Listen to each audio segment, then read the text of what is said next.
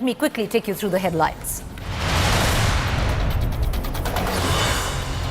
BJP hits out at Rahul Gandhi's Manipur visit, calls it attempt to incite violence. Congress claims Rahul convoy deliberately blocked in Manipur.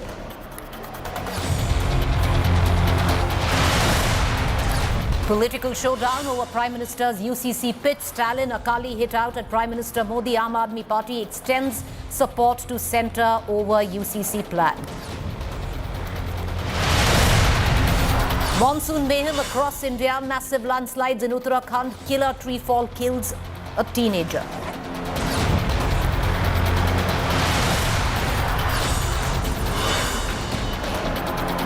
Day after calling Siddaramaiah a scared chief minister, DKS fires another fresh salvo, says some work hard while others enjoy privilege.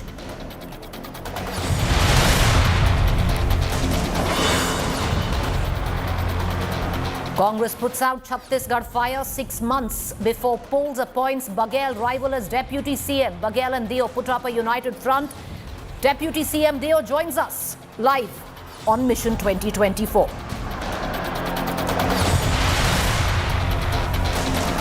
Amit Shah kicks off Mission 2024 in Bihar just days after mega opposition meet in Patna. Says Nitish Kumar should rethink RJD alliance.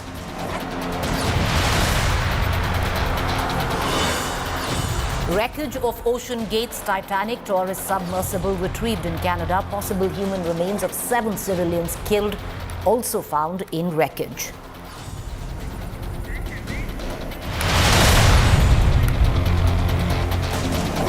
All right, a top story from Manipur. Congress leader Rahul Gandhi's visit to violence-struck Manipur was quick to hit a major roadblock.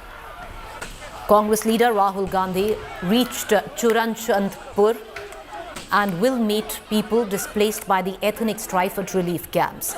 He flew to Churachandpur after being stuck at Bishnupur for hours as his convoy was stopped by the police. As per cops, Rahul Gandhi's convoy was stopped at Bishnupur over security concerns. They say he was offered a chopper, which he refused to take. Not just this, but activists also tried to break through the barricades, and there were two sides to that. One side screaming, Rahul, go back, the other wanting Rahul to come. Meanwhile, the police did fire tear gas to disperse the protesters who had gathered. Also, after facing backlash, Rahul Gandhi went back to the airport in Imphal from Bishnupur. From there, he took a chopper and right now is meeting families in Churachandpur because that is where the relief camps have been set up. They will not move in. Check one of our representatives, go with them to see what visual. Show us the blockade. Show us the blockade. Okay. Yeah, I would like that would be. I would like to the ESP. I would like to the ESP and the. थोड़ा आगे Yes. पीछे हो थोड़ा सा PTI थोड़ा पीछे My colleague Maushmi, who's been tracking Rahul Gandhi's convoy in Manipur, is joining us live right now. Maushmi, you know, Rahul Gandhi has landed right now in Churachandpur. We've seen images of him at the relief camp. What's the latest? So finally, after the political drama that unfolded at Bishnupur, Rahul Gandhi has reached Churachandpur, and there he's meeting families of victims who have been witnessing a lot of violence. He is going to the relief camps and talking to people. So there, Rahul Gandhi putting out a tweet saying that the Manipur government tried to stop him and the Congress party was here to heal. It's about making peace the priority. So clearly, the Congress trying to draw a distinction about the kind of politics that BJP does, that is the hate politics, and the kind of politics of love that the Congress does. And earlier in the day, with the entire, drama unfolding at Bishnupur, finally it was via chopper that Rahul Gandhi was allowed to go to Churachandpur. But importantly, we will have to see how how he really balances this entire act, because that is majorly cookie dominated area, and beyond that towards Imphal is the Meitei dominated area. So we are told that Rahul Gandhi will also visit the Meitei camps and meet the victims there. Maushmi, you know, the Congress and the Congress MP, in fact, Rahul Gandhi tweeted a short while ago saying the government's trying to stop him. However, you know, back in Delhi, there have been multiple press conferences by the BJP saying that nobody's trying to stop him. But because the situation is very fragile, he was told to take a chopper. What exactly is the ground situation? What happened there? So allegations and counter allegations are flying high and thick and fast, but importantly, you know, the fact is that the Congress, when it decided that Rahul Gandhi will visit Manipur, this visit was in the eye of the storm. The BJP has been slamming Rahul Gandhi, you know, for meddling into the affairs of other states, and also, you know, going where the bad news is and always finding fault with his own country. So this time round, when he reached Manipur, with whatever happened during the day, the BJP got fresh ammunition to attack Rahul Gandhi and say, see, I told you, the people didn't want him there. So a lot of, you know, political upmanship happening between the two parties, and Rahul Gandhi finally breaking his silence and puts out a tweet stating that, you know, I've reached here in Manipur, and we should talk to the people of Manipur, and we should heal the people of Manipur. So Rahul Gandhi there, you know, this is not the first time when Rahul Gandhi has been kept in charge of, you know, attacking the failed policies of Modi government. And this time round, you know, Manipur is a state where the BJP has maintained a very strong hold. So before the Lok Sabha elections, this is not great news for the BJP with the state of affairs in this part of the country. All right, appreciate you joining us, Maushmi. We're going to continue to come back to you, but right now what we can say is Rahul Gandhi has reached Churachandpur, and that is where he's meeting families, all of those who've been rehabilitated in camps in strife-torn Manipur. Meanwhile, back in the national capital, a full-blown political war erupted over Rahul Gandhi's visit to the state. Congress accusing the centre of blocking Rahul Gandhi. The party saying that the centre is using autocratic methods to block Rahul, who was being the messenger of peace. Meanwhile, BJP also held a press conference taking on Rahul and the Congress. BJP alleging Rahul Gandhi insisted on taking the road route despite being asked to fly via chopper. BJP has called Rahul's visit a visit for petty political gains. Listen in. I always say Rahul and responsibility never travel together. He has again proved the same today. He should have been more responsible, more sensitive towards the issue of Manipur. यही अगर राहुल जी सुबह करते, administration की बात मानते, helicopter से चुराचांदपुर जाते, तो आज मणिपुर, आज जो टीयर गैस चले हैं, आज जो स्थिति थोड़ा तनावपूर्ण इम्फाल में बना है, ये मणिपुर में नहीं होता. और हाथ जोड़ के कहना चाहते हैं, the situation is coming under control. Let's not fight for petty political gains. उस काफिले को क्यों रोका गया? पहले इसी प्रशासन ने कहा आप बाय रोड जा सकते हैं, वहां से उनको रोक दिया जाता है, और प्रशासन जिसने परमिशन दी थी, ऑब्वियसली उनके पास ऊपर से फोन आता है, उनके पास तानाशाहों का फोन आता है. किसी से मुलाकात करना आज पाप है, भाईचारा फैलाना पाप है. इसके बारे में जवाब एक निरंकुश तानाशाह और उसकी बर्बर सरकार को जरूर देना पड़ेगा. जून 13 से 13 जून से अब तक शांति थी. किसी प्रकार की कोई बड़ी घटना, दुर्घटना और किसी की जान नहीं गई थी. और मुझे दुख के साथ कहना पड़ रहा है, आज सुबह एक व्यक्ति के जान के जाने की खबर है, दुखद खबर है. और हाथ जोड़ के कहना चाहते हैं, the situation is coming under control. Let's not fight for petty political gains. Rahul ji की ये behavior, it was highly irresponsible. I always say Rahul and responsibility never travel together. He has again proved the same today. He should have been more responsible, more sensitive towards the issue of Manipur. तानाशाह को लगता है अगर भारत जुड़ गया और भारत जोड़ने पर यह आदमी आमादा है तो कहीं ना कहीं मेरी जो नफरत और डर के बूते पर बनाई हुई इमारत है वो ध्वस्त हो जाएगी और वो ऑलरेडी ध्वस्त होना शुरू हो गई है। राहुल गांधी जी इस देश के एक हिस्से में उन लोगों से मिलने गए हैं जो 2 महीने से पीड़ित हैं। किसी से मुलाकात करना आज पाप है? भाईचारा फैलाना पाप है? इसके बारे में जवाब एक निरंकुश तानाशाह और उसकी बर्बर सरकार को जरूर देना पड़ेगा। All right, from Manipur, let's shift to Chhattisgarh. Less than 6 months, 3 months from now, the state of Chhattisgarh is going to be in active election mode, and the Congress has appointed a new deputy CM. T.S. Singh Deo, who's been fighting a very, very long battle to what he said was his due as Chief Minister of Chhattisgarh, where Mr. Baghel was given that position, has finally been instated as Deputy Chief Minister of the state. The word came in from the Congress late last night in an official letter. Joining us in a short while, in fact, I just spoke with him a short while from now, was Mr. T.S. Singh Deo, the Deputy Chief Minister of Chhattisgarh.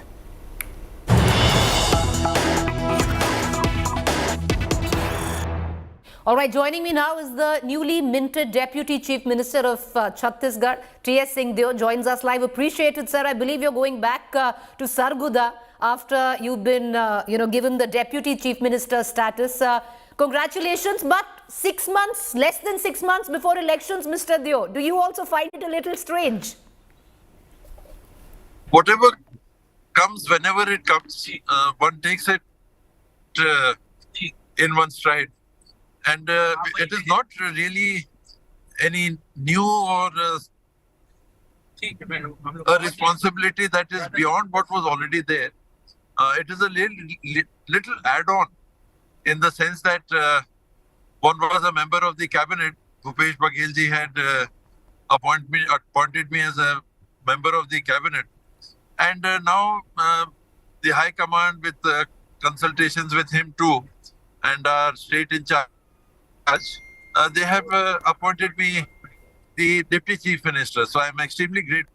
But Mr. Deo, I know you're traveling, so we're getting a bit of a video break. But having said that, the fact is, questions will be raised, Mr. Deo, that is this what T.S. Singh Deo wanted? Or was this that, his entire fight for internally? Because you were never quite out in the open. You respected the party line, the party whip, the high command. You waited your turn. But was this the ultimate aim, to be Deputy CM? Many would have thought that there was a power-sharing arrangement that was promised to you.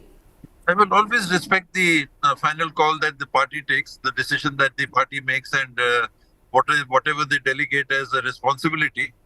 For everyone, why me as an exception? The sky is the limit. Aspirations are there. Situations come about. There is talk in the media and otherwise there are possibilities. So that's okay. That's okay in itself. But when it comes to converting it into an opportunity to work, then being a member of the Congress party, it is for the High Command to decide who is to be given which responsibility, where and when. So I'm absolutely okay with that. I'm completely comfortable with that. If they found it opportune to give me this responsibility at this juncture, it's absolutely okay. Mr. Deo, may I ask you a direct question? Were you promised a power-sharing arrangement with Mr. Baghel? I don't think I'm free to make a comment on that at this moment. Sometime maybe. But, by not commenting, you've made yourself clear. But the fact is you've accepted the decision of the High Command, which was the Deputy Chief Minister that you've got, sir. But, the BJP is also, there's enough talk of the fact that it didn't come from Mr. Baghel. This should have been an announcement that should have been made by Mr. Baghel, but it came in from the High Command as such. Do you see, do you see that a bit jarring? No, in the sense that what I have seen of the arrangement, it is the party structure which makes the announcement as to who is to be the leader of the house. It is not nominated or appointed otherwise. We have a system where MLAs are consulted, etc. But eventually it is the party organization. Mr. Deo, They take a right. call and they make the decision. right, Yes. right. So, Mr. Deo, is this the template now that will be followed possibly if Congress makes a comeback in Chhattisgarh? And would you be content with this template? Do you think it could change? Are you still going to ask for what was due to you the last election, which was Chief Minister? I didn't ask for being made the chief minister even then. 4 of us had been called to Delhi. We were summoned. Mr. Charandas Mahant was there, Tamrata Sahuji was there, Bhupesh Bhai was there, and myself.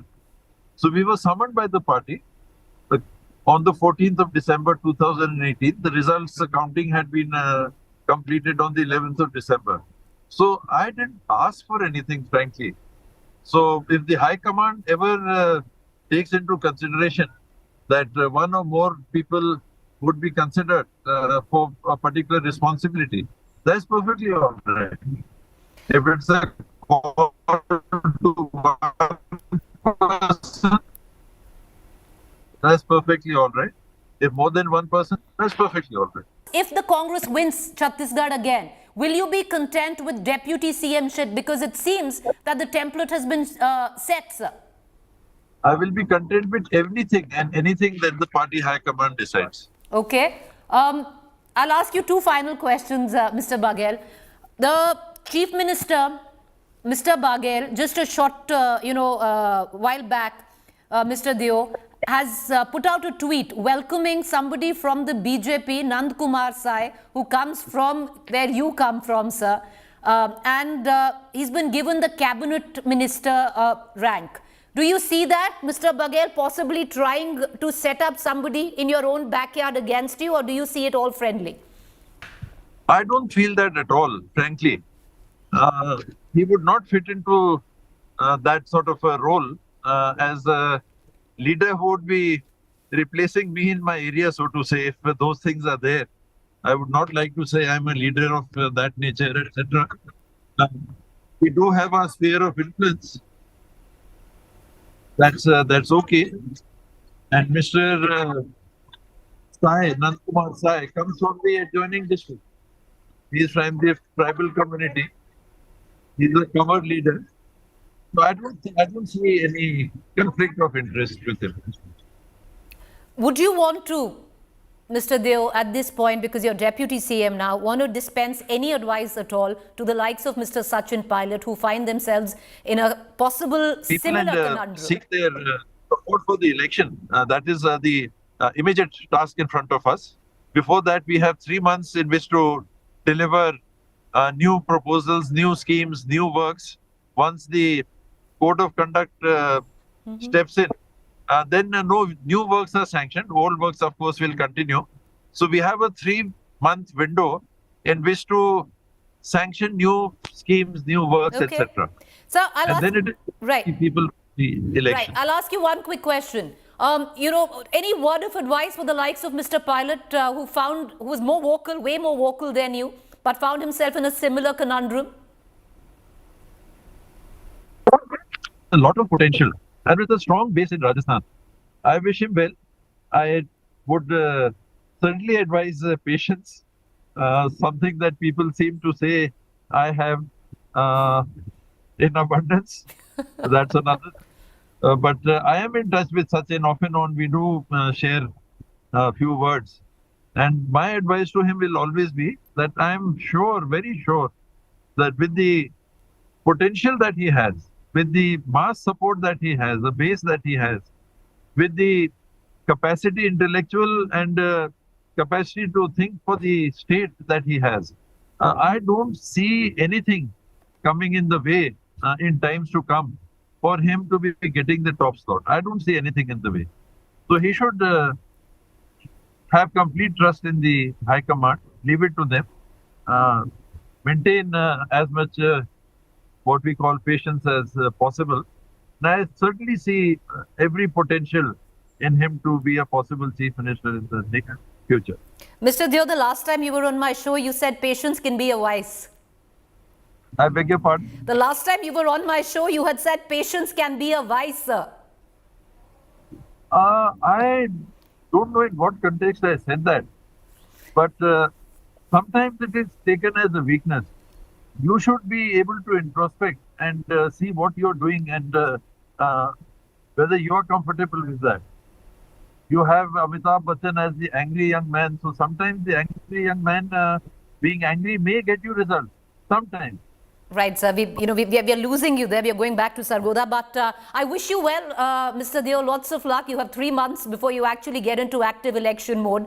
And, your deputy CM, sir, patience, like you said, you have an abundance that's paid off somewhere down the line. But has it paid off enough? Hopefully, we'll see you in a different role post the Chhattisgarh election. Appreciate you joining us, Mr. Deo. Thank you.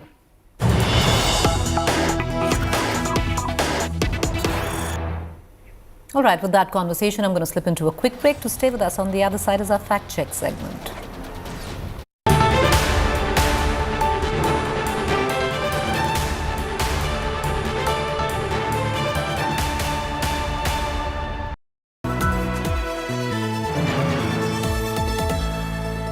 The India Today Group is pleased to announce the launch of a brand new online portal for our Best Colleges survey, featuring 6 years of ranking data as well as a wealth of granular information on thousands of institutes of higher learning. Our interactive portal offers easy access, analysis and guidance to our Best Colleges of India survey results for over 2,000 colleges across 14 streams. We invite everyone to visit our site, bestcolleges.indiatoday.in, and we wish aspiring students all the very best.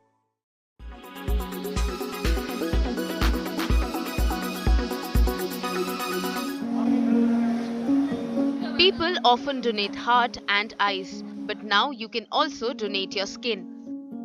North India's first skin bank is ready in Delhi's Safdarjung Hospital.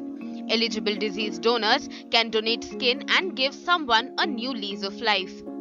Burn victims can immensely benefit from these skin banks for their graft surgeries. Skin banking में ये खास बात है कि इसमें कोई matching की जरूरत नहीं है। कोई भी पेशेंट स्किन डोनेट कर सकता है। उस मरीज की उस डिजीज़ की दी हुई स्किन किसी भी दूसरे मरीज में इस्तेमाल हो सकती है। ना कोई ब्लड ग्रुपिंग मैचिंग चाहिए, ना कोई और HLA मैचिंग चाहिए। और जिसमें ये स्किन हमने लगाई है उसको जीवन में कोई स्टेरॉयड और इम्यूनोसप्रेसेंट्स खाने की कोई जरूरत नहीं है। Safdarjung Hospital authorities are also doing everything they can to make people aware about skin donation. With the help of specialized equipment and proven techniques, donated skin is processed and stored in bank before transplantation. इतने सारे wards हैं जो भी नए doctors join करते हैं, junior residents हैं, वो ज्वाइन करते हैं तो उनको सेमिनार्स लेके उनको इन्फॉर्म करके उनको बताया जाएगा। डेथ फॉर्म है, जब हम लोग उसको साइन करते हैं तो उसमें भी हम सोच सकते हैं कि हम उसमें भी ऐड करा दें कि हम आई डोनेशन के लिए विलिंग हैं और स्किन डोनेशन के लिए विलिंग हैं। As of now, there are 16 skin banks across the country, and here's hoping that this latest center in Delhi opens the doors for many more such skin banks in India. With Neetu Jha, Bureau Report, India Today.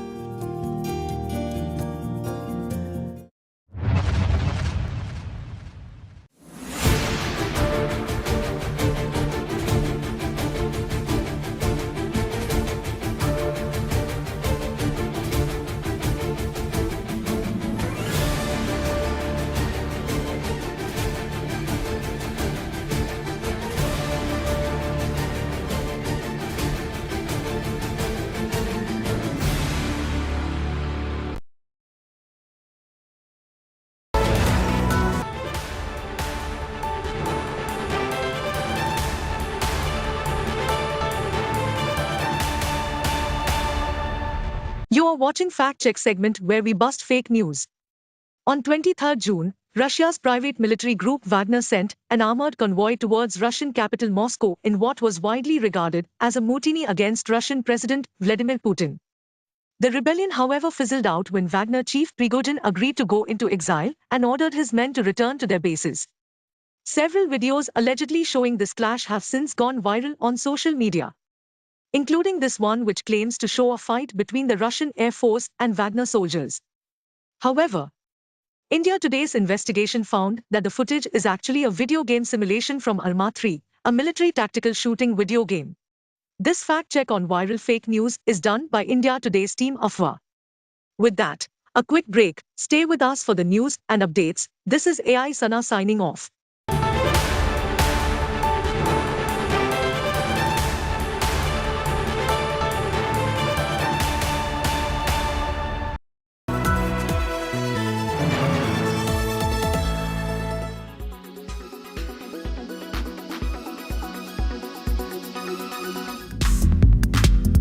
One of the best apps available right now for digital detox is certainly Flipped. You can join groups with people and give each other challenges just like on other apps. With this digital detox app, you can customize how much screen time you spend each day. All social networking apps will disappear after the timer expires for the specified period of time, but calls and messages will still be functional. The Flipped app is designed to increase your productivity. For instance, when you're studying for an exam, to improve attention and relaxation, you can use the relaxing soundtracks that are already included with the app. The tunes on the app are lovely, with sounds that range from crackling fires and even mild rain.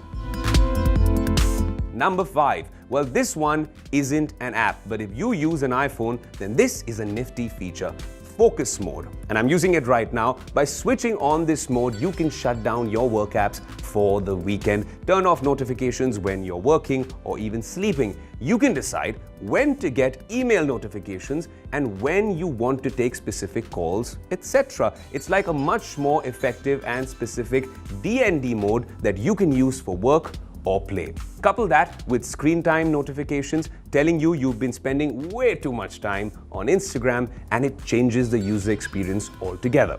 So there you go, my top 5 ways to ensure technology augments my daily routine but also lets me live under a rock when I need to. That's me signing off, and we hope you stay safe and that these tips come in handy.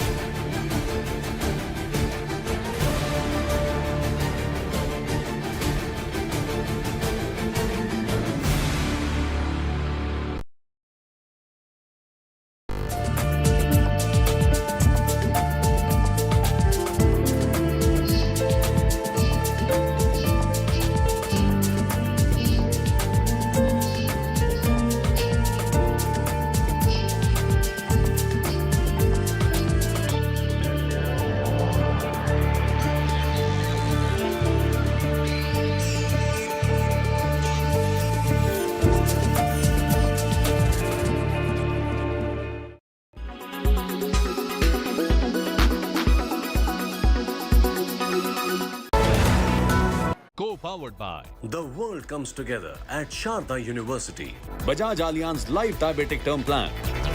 SBI Mutual Fund, a partner for life. UBI, Achhe Log Achha Bank.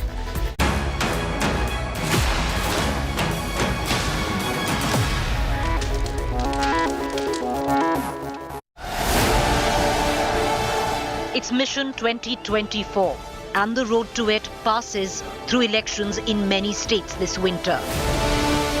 The massive election machinery of the BJP is getting serviced. The Prime Minister has held meetings with Amit Shah, JP Nadda, BL Santosh and other office bearers.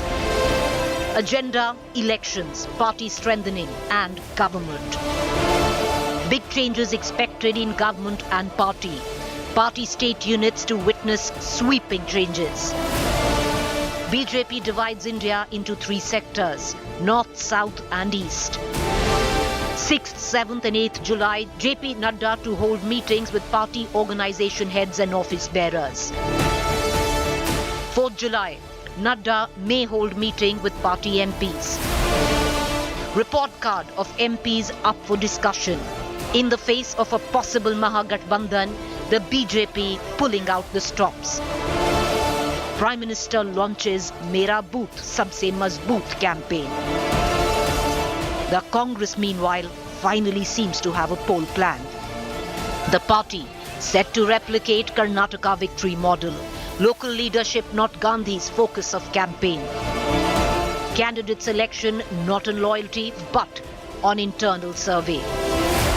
Rejig in state units to stem lethargy and favoritism. To run a hyper-local election with guaranteed deliverables. Strengthen booth-level reach. Identify chinks in incumbent BJP state government armour and build campaign. All attempts to quell internal factionalism. Bigger role for Priyanka Gandhi. A more ideological role for Rahul Gandhi. State elections in less than 6 months. General elections in less than 1 year. Mission 2024 is truly afoot. Good evening, you're watching To The Point. I'm Preeti Choudhry. Mission 2024 truly afoot. The blueprint been worked on where the Bharatiya Janata Party is concerned. It's always had a very well-oiled election machinery. It's just got in for a bit of servicing. The Congress has an entirely new blueprint, many would suggest, based on the Karnataka blueprint. Will it be workable? What we're going to do in the course of the next 25 minutes is to break down and get you the inside scoop on what these two parties are planning. Let me quickly bring in my colleague Poulomi Saha, who tracks the BJP very closely.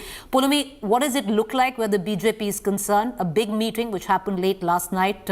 What are you picking up from your sources where the BJP's poll plan is in question?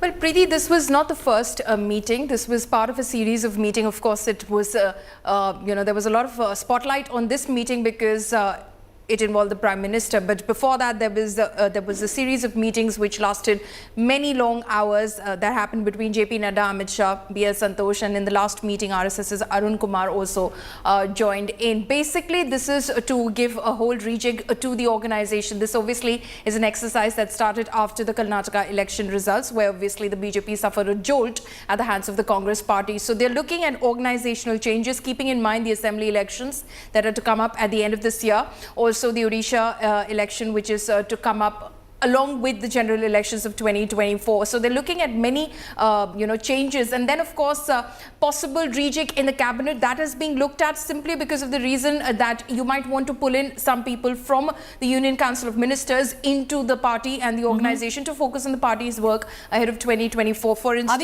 are we going to see a cabinet reshuffle very soon, Poulomi?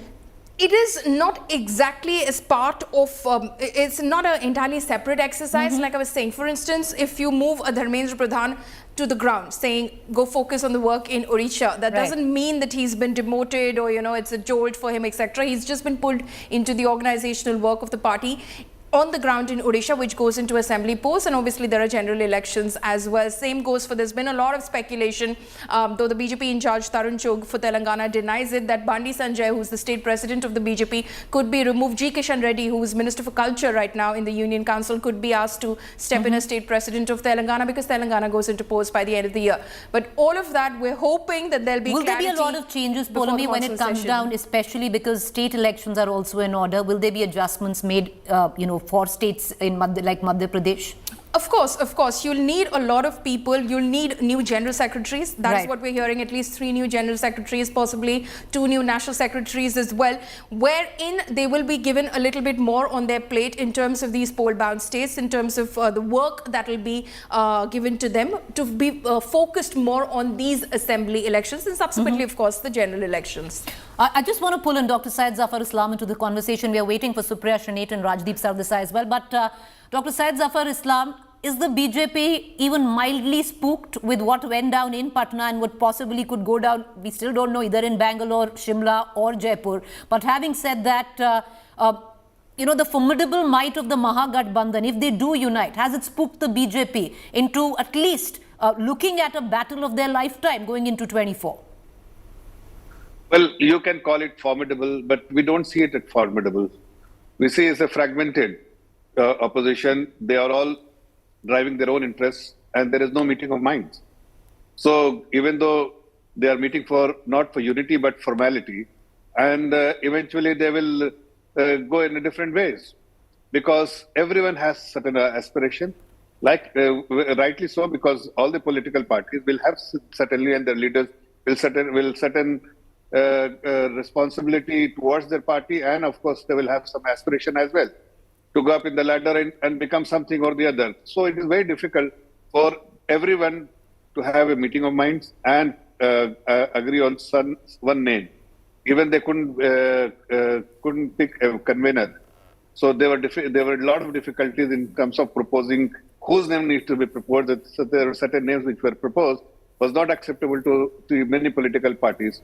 So it is difficult, but let's see how it goes. All we can say that we are not overly concerned about the opposition. But Dr. Islam, let's just talk about what could be your primary opponent, and that seems to be the Congress right now. If the Congress relies on the Karnataka template, now that template really did succeed for the Congress where Karnataka was concerned. Small, things if you look at the sheer fact that this time they're very clear that ticket distribution only happened on internal surveys and nothing to do with favoritism and other dynamics. All of that put together does stitch a campaign which can be, if not smart, but something to contend with.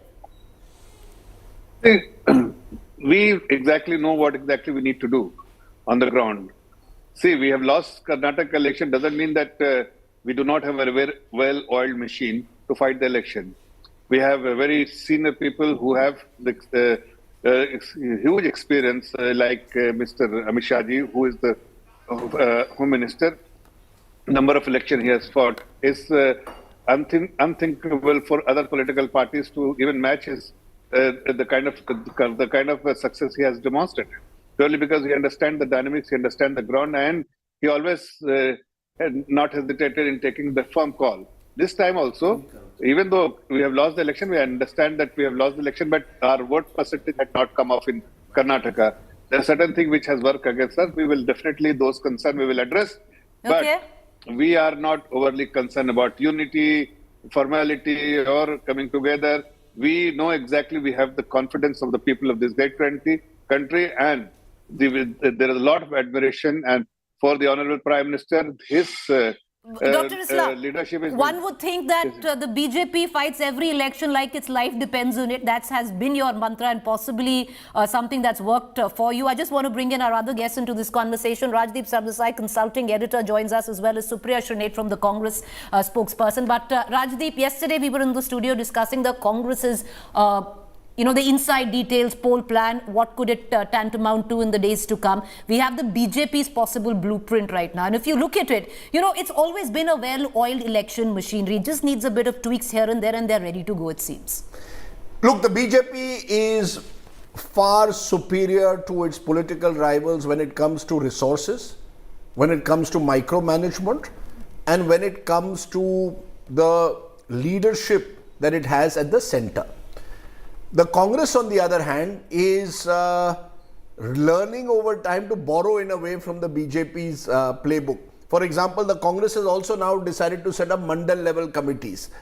They've recognized, both parties have recognized, elections are won and lost increasingly at the booth level. Your ability to connect with voters. The BJP's advantage is that the BJP, because it has the resources and because it has this, as you said, a plan that they've already executed in the past, as we've seen in the last month with this Sampark Abhiyan. They've sent members of parliament to 2 constituencies across the country talking to booth level workers. Mera booth sabse mazboot doesn't just have the local leaders, but even every central minister and MP being sent to different constituencies, not just your own, but you've got to go and supervise what's happening in at least 2 other constituencies. Now, that level of outreach is very difficult for a party like the Congress to match. You've got 303 MPs of the BJP on one side, you've got 50 odd MPs of the Congress on the other.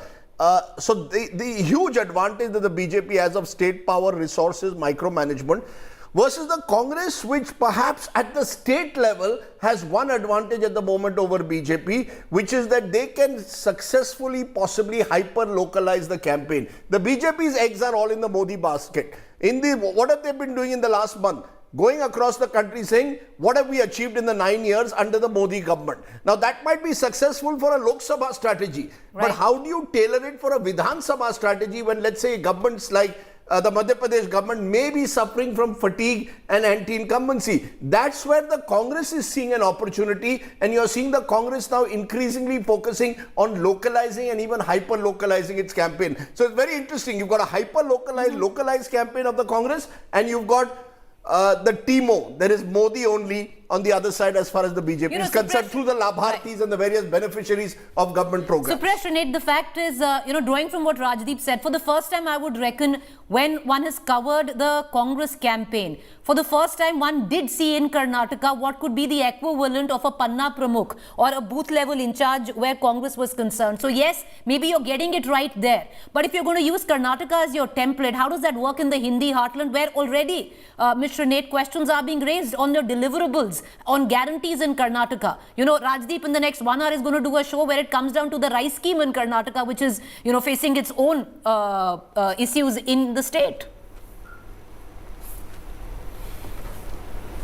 You asked me a question that I wish somebody had asked me this evening, and thank you very much for asking me the question on Karnataka.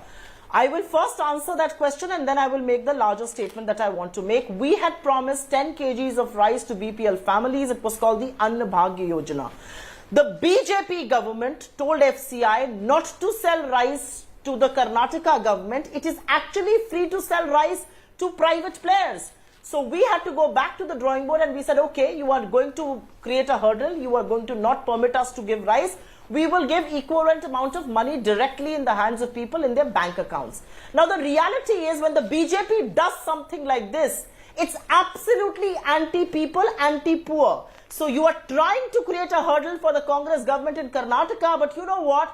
People are not impressed. People realize how crafty and cunning you're being. People realize how anti-people you are in your death to put Congress in its place. But the reality is this will have electoral implications. No voter in India likes an arrogant political party. And that is true for voters in Karnataka and all across the country. You're going to create hurdles for pro-poor policies. These same people will teach you a lesson. You wait and watch. I hope I have answered that question and I hope I have answered it clearly. आप हमें 10 kg अनाज नहीं देने दीजिएगा, हम उसके बराबर पैसा देंगे, लेकिन लोग देखेंगे. I was hearing Rajdeep in your discussion, and apologies for joining 2-3 minutes late. I want to say something, and it may be the harsh truth and the BJP may not want to hear it. When you talk about this opposition and when you talk about 2024 and coming together and the Modi face and all of that, what Modi face are we talking about? The Prime Minister was decisively defeated in Himachal. He made the election all about himself. The Prime Minister was decisively defeated in Karnataka. The election was all about him, his face. The Prime Minister will be decisively defeated in Madhya Pradesh, in Rajasthan, in Chhattisgarh and in Telangana. He can keep making the election all about himself. So India is actually very bored of the jumlas. The colossal jumlas are not serving the people. The people have seen enough you. And, just to take a cue from what both Zafar and Rajdeep were saying, the Panna Pramukhs, the Mandals, Mera Booth, Sabse Mazboot. Nobody, no voter in this country will tolerate that Manipur has been strife with violence, 130 people dead, thousands displaced, crores worth of property demolished and burnt, and the Prime Minister, instead of looking at Manipur and finding a solution and appealing for peace there, is doing an event which says Mera Booth Sabse Mazboot. Nobody will tolerate that. It will not even make you as I bring in Zafar Islam back into the conversation. One second. Right. But Ms. Renate, do you at least admit that state election with what we are talking about and what you're talking about is a very different ball game when you go into a general elections where even in the states, ma'am, like Karnataka, that you won emphatically at that, most surveys suggested if this was a Lok Sabha election, it would have been a ticket which would have Modi on its face and possibly a vote on that. I dispute you and I refute you, and I will tell you why. Because I was a part of the Himachal campaign. I was very involved in the Karnataka campaign. It was all about the Prime Minister. The Prime Minister put his face on the campaign. He called Himachal his second home. He said Karnataka is where the vote should be casted in somebody else's name, in my name and all of that. Look at what happened. People after 2 terms have become bored. They want you to show the report card. You continue to play the victim card after 9 years. Nobody is interested. Nobody is impressed. And that's the reality. And the reality also is when you block pro-poor policies like Anna Bhagya, the rest of the country sees it and sees you for your true colors. Dr. Islam, that's the reality. Just about yesterday, you'd sung out Sara Zamana, Modi Ka Divana, but on the show tonight, you have Supriya Shrede who's countering it, saying there's a fatigue which is set in, where having Prime Minister on the ticket, be it state elections or going into 24, is concerned. Well, time and again she is referring to 2 election outcomes. the Karnataka and the Himachal Pradesh. She doesn't talk about the Gujarat election outcome where they were disseminated.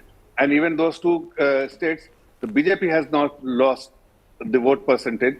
In fact, on the contrary, it has gone up a little bit, but it has not lost the vote percentage. Having said that, she also is making a statement that the outcome of the upcoming election, where I think she is going wrong because all the overconfidence she is trying to demonstrate here will actually backfire on them.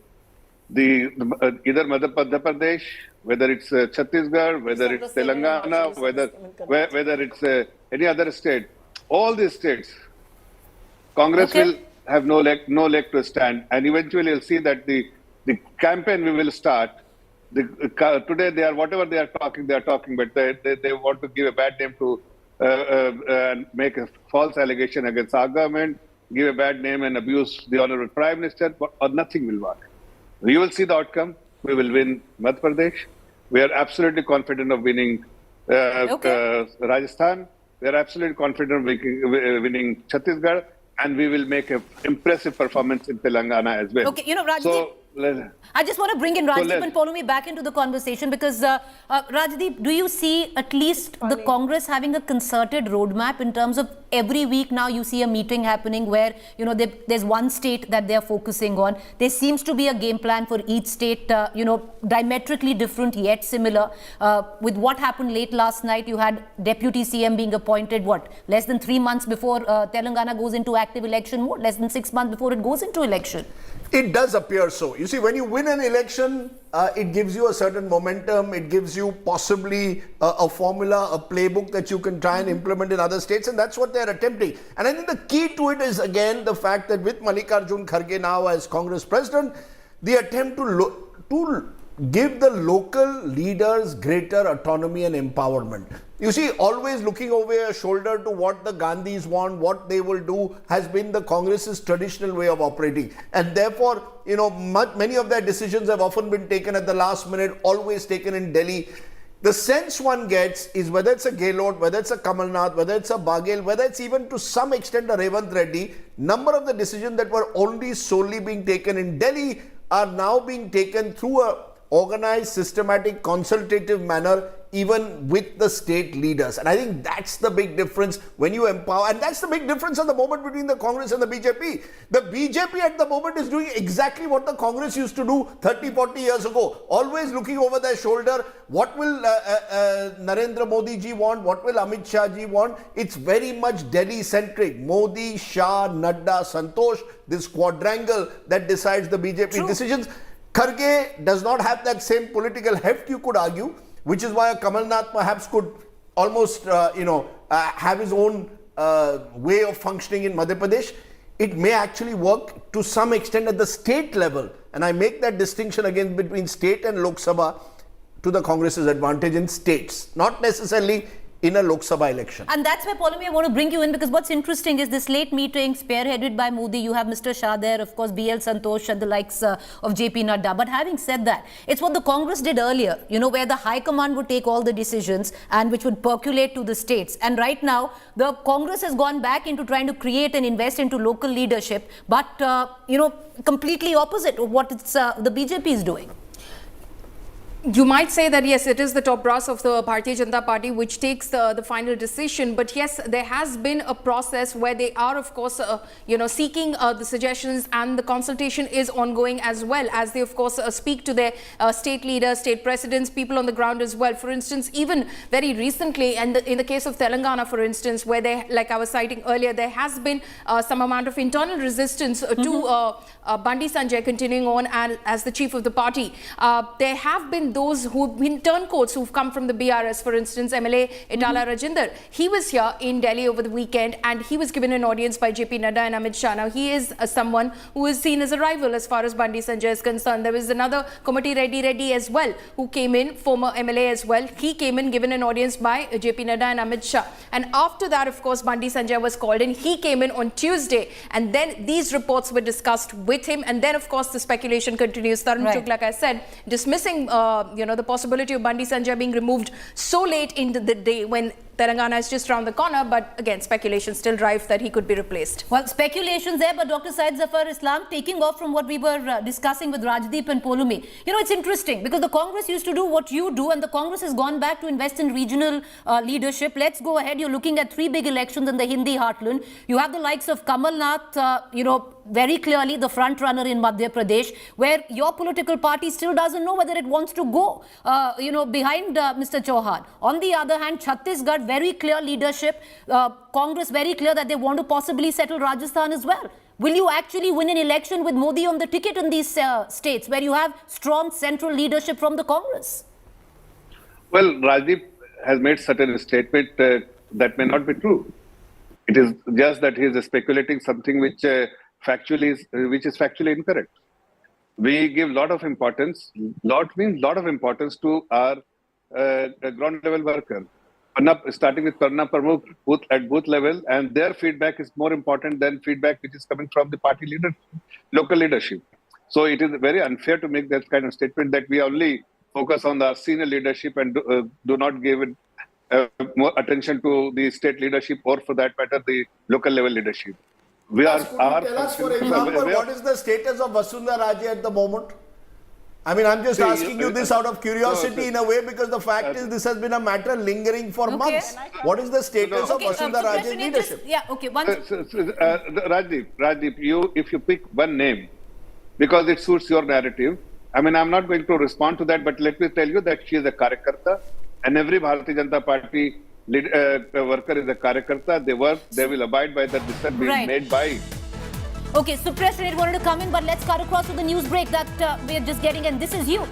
The Tamil Nadu Governor R.N. Ravi has dismissed Senthil Balaji from the state cabinet. That's a big news break that is coming in right now. A governor dismissing Senthil from the state cabinet. We're going to cut across, get in the latest reactions coming in, but this is huge. What we are given to understand, the news that we are breaking right now, Mr. V. Senthil Balaji facing serious criminal proceedings in a number of cases of corruption. And this is a statement I'm reading out from the governor's office, it seems. Can a governor actually dismiss a cabinet minister? Many questions will be raised. I want to quickly bring in Rajdeep Sardesai into this conversation. Is bizarre what's what the news that we are breaking. Can a governor, Rajdeep, actually dismiss a cabinet minister no matter what the charges against him are? You know, Paulomi and I were trying to find out whether there's any precedence of a governor dismissing a minister without even informing the chief minister or without the chief. It has to be done by the chief minister. Yeah. You see, the chief minister at the end of the day is the head of the council of ministers. That's like saying tomorrow the president of India dismisses a cabinet minister without Mr. Modi having any knowledge of it. We have been given an example. My colleague Sahil Joshi tells me, for example, Nawab Malik, the NCP minister in Maharashtra, was arrested by the EDA. The MVA kept him as the minister without portfolio. Mr. Koshyari couldn't one day just ring up or even without informing, just sending out a press release saying, I'm dismissing Nawab Malik. The chief minister is the head of the government. The governor's role can only come through a process of consultation on the recommendation of the chief minister, the council of ministers. So you know, for a minute I thought I was reading something wrong, because when we are breaking this news right now, bizarre, but you know, we're going to try and get a larger understanding of what really has gone down. Pramod Madhav joins me right now with the latest bit of news as it's filtering in. Pramod, can you take us through the latest news break, please? Because this is bizarre. How can a sitting governor actually sack a minister? Well, it absolutely is, and not just now. Earlier also, when Senthil Balaji was admitted to the hospital, the chief minister recommended that his portfolios must be given to two ministers. One was Tangam Tennarase and the other one was Muthuswamy. But at that point also, the governor stated that misleading information was provided. But without waiting for the governor's approval, the chief minister went ahead and he issued that the portfolios has been transferred to the two ministers. Then the governor also stated that the portfolios has been transferred. And now the governor has come forward and said that Senthil Balaji has been dismissed from the council.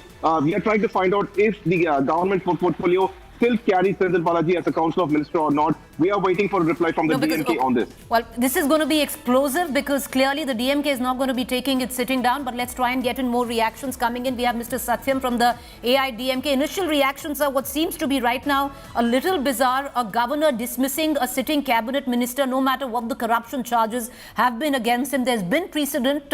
But having said that, first reaction, sir. I think governor is forced to act in this way because the initial letter to M.K. Stalin, the chief minister, was he cannot continue as a minister because of moral turpitude, stating that he has got a history of misusing his power as a minister. He cannot continue. But having Mr. M.K. Stalin failed to act, I think governor has stepped into his shoes and taken this call. However, this will be fought in the judiciary moving forward. This shows how going loggerheads with the governor affects the state. DMK is setting a bad example. All right, appreciate you joining us. I just want to go into a quick break, but viewers, M.K. Stalin has tweeted out just a short while ago, and he says it is our collective responsibility. All right, he's tweeted about Manipur there, but we're going to try and get in more coming in on that. This is big news that is breaking. Sitting governor sacking a cabinet minister. Well, that's exactly what's happened in the state of Tamil Nadu. Going into a quick break. On the other side, Rahul Gandhi takes over.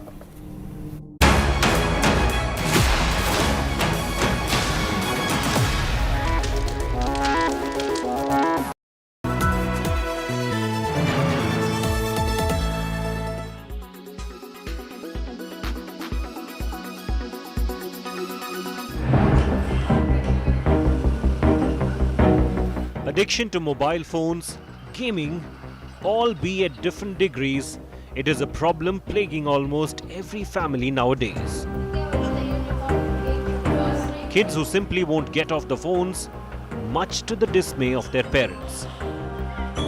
Pankaj Gupta is one of them. His 8-year-old son and 4-year-old nephew both have battled addiction.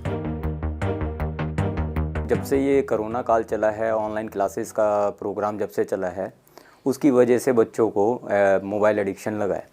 उसके बाद भी school वालों ने जैसे online process रखा है अपना चालू, तो बच्चों को मोस्टली वर्कआउट जो है मोबाइल के कारण मिलता है, उसी कारण इनको मोबाइल एडिक्शन पड़ा है। The addiction is to the level of the 4-year-old being able to unlock the phone and download games. छोटे वाला है जो वो सोने के बाद मोस्टली लगता है, तो वो भी कई बार जैसे माँ बाप की आँख खुलती है, पता चलता है कि हाँ मोबाइल में लगा हुआ है। हमें कुछ भी नहीं करना पड़ता, बच्चे अपने आप ही सब कुछ कर लेते हैं। अच्छा। मोबाइल पे गेम्स डाउनलोड कर लेना, उसको चलाना, सब सीख जाते हैं अपने आप ही करते करते। Experts say here are the signs to watch out to gauge if the child is addicted. The telltale signs are thinking about gaming all the time, losing interest in other activities, unable to quit playing or reduce screen time, using gaming to ease bad moods. It is no secret that mobile phones and gaming addiction is depriving kids of their childhood. The addiction, however, is hard to get rid of, but not impossible. Self-guard young people on the interface that they have. I think that all of us have a role to play. Rather than just saying and telling a young person, don't use the phone, don't be online, don't play a game. I don't think that's the option here. The option should be effective usage of time and mindful about the content that you are absorbing and ensuring there is enough skill set that you have that you don't get the negative impact of what you are observing. As of now, it looks like each and every lower middle class or middle class household in the country has one or multiple such devices. Kids growing up with such technology are getting addicted to it. Living in virtual reality is actually hampering their mental and physical growth, and this is a major cause of concern. With Sneha Mordani and Nasir Khan, this is Abhishek Anand reporting for India Today.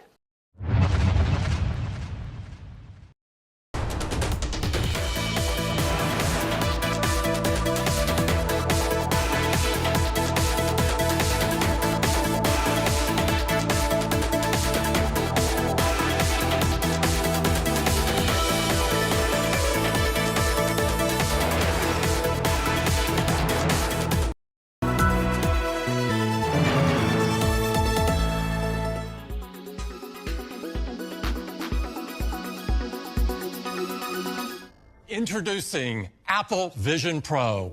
Apple unveiled its hotly anticipated augmented reality headset on Monday, its riskiest and biggest bet since the iPhone debuted more than a decade ago. The Vision Pro poses a direct challenge to Meta's line of mixed and virtual reality devices. And with a price tag that will start at $3,499, the Vision Pro will cost